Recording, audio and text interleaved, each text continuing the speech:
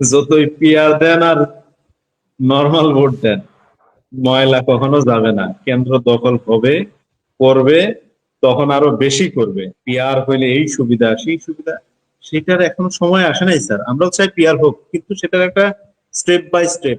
শেখ হাসিনা প্রতিনিয়ত বলছে, Saddam press briefing করতেছে অনলাইনে, অনেক কিছু আছে স্যার, মানে বলে দিলে বুদ্ধি বাড়ে, সেই জন্য সেগুলো বলতে চাই না স্যার।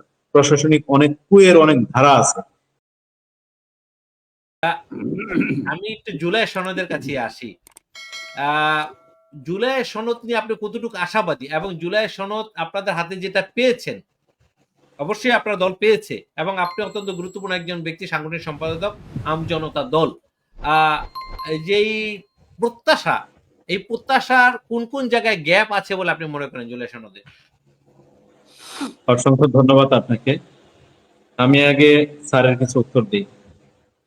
স্যার, কয়লা ধুইলে না ময়লা যায় না। আমাদের যে ময়লার অবস্থা, যতই পিয়ার দেন আর নর্মাল ভোট দেন, ময়লা কখনো যাবে না। কেন্দ্র দখল হবে, করবে, তখন আরো বেশি করবে। আতঙ্কের সাথে চিন্তা করবে, যদি এবার হারি তাহলে দল যাবে না ক্ষমতায়, কাজেই কেন্দ্র আগে দখল করি, সিলজা মারার মেরে নেই, তারপর সিঙ্গারা খেয়ে, মানে যারা ভোটার আসবে তারা সিঙ্গারা খেয়ে বিদায় হবে। কারণ আমার একটা অভিজ্ঞতা স্যার আছে। তো তো 18 নির্বাচনে ভোট দিতে গিয়ে সিঙ্গারা খেয়ে বেরোয় আসছি, কিন্তু ভোট দিতে পারি নাই স্যার। ওই সিঙ্গারা খাইতে হবে আমাদেরকে স্যার। কাজেই স্যার, আমরা যতই পেয়ার দেই আর যেই দেই, কাজ হবে না। এদেশের মানুষের চরিত্রের পরিবর্তন করতে হবে, আমার আপনার চরিত্রের পরিবর্তন করতে হবে। আমরা যদি দখলদারিত্বের চিন্তা ভাবনা না করি স্যার, তাহলেই হয়ে যায়। আমরা যদি ক্ষমতার প্রতি লোভ লালসা না রেখে জনগণের কথা চিন্তা করি, তাহলেই হয়ে যায়। আর বেশি কিছু স্যার লাগে না। তবে যে কতটুকু আপনি বললেন যে পিয়ার হইলে এই সুবিধা সেই সুবিধা, সেটার এখনো সময় আসে নাই স্যার। আমরাও চাই পিয়ার হোক, কিন্তু সেটার একটা স্টেপ বাই স্টেপ, একটা সময় আসুক। মানুষ দিনে দিনে মানে সেই পরিবর্তন সময়টা হয়, কি আরিফুল্লাহ, সেই সময়টা পরিবর্তনশীল। কি? মানে আপনি সময়টা বলতে কি বোঝাতে চাচ্ছেন? সময়টা বলতে কি বোঝাতে চাচ্ছেন? সেই সময়টা হলো এমন সময়, যেটা এখন যে আমাদের যে একটা রিস্কের মধ্যে আমরা আছি। এই সময় কিন্তু দেখতে পাচ্ছেন গোপালগঞ্জ সহ গতকালকেও আমরা দেখতে পেলাম গাজীপুরে মহড়া দিচ্ছে আওয়ামী লীগ। মানে যে কোনো কায়দায় ফিরে আসার একটা 111 তারা তৈরি করতে চায়, বিপ্লবের পরে প্রতি বিপ্লব চায়। তাদের এটা মানে সুকৌশলে সুপরিকল্পিত ভাবে। বেশ কিছুদিন আগে জাহাঙ্গীরের কল রেকর্ড ফাঁস হয়েছে। শেখ হাসিনা প্রতিনিয়ত বলছে সাদ্দাম প্রেস ব্রিফিং করতেছে অনলাইনে। এছাড়াও আর আমরা কি দেখতে চাই? এছাড়াও যদি আমরা লক্ষ্য করি, দেখেন, কিছু হলেই আওয়ামী লীগ কিন্তু বিভিন্ন জায়গায় ঝটিকা মিছিল দিয়ে তারা তাদের জানান দেওয়ার চেষ্টা করছে। আর যে সময়টাতে প্রশাসনের মানে রন্ধে রন্ধে আওয়ামী লীগ বসে আছে, সেই সময়টায় আমরা যদি মনে করি আমরা সেফ, একদমই না স্যার। এই পিআর কে কেন্দ্র করে যদি চায় প্রশাসন প্রশাসনিক কু করতে পারে। সেই প্রশাসনিক কু এর মধ্যে আমাদের ফেলা খুব একটা কঠিন কিছু না স্যার।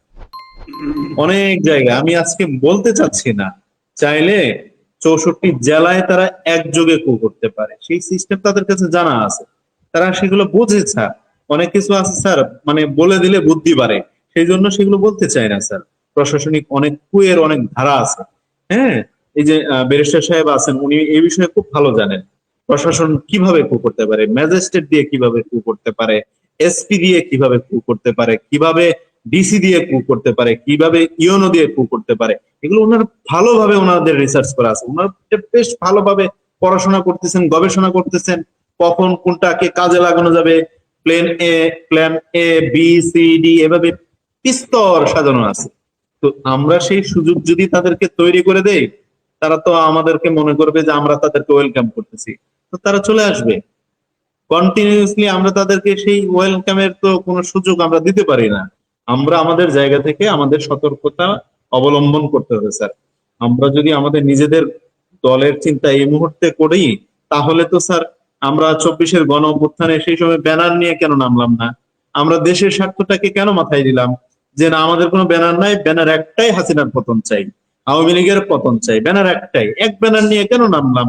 তখন তো বিএনপির ব্যানার নিয়ে নামতে পারতো, আমজনতার ব্যানার নিয়ে নামতে পারতো, আপনি আপনার ব্যানার নিয়ে নামতে পারতেন।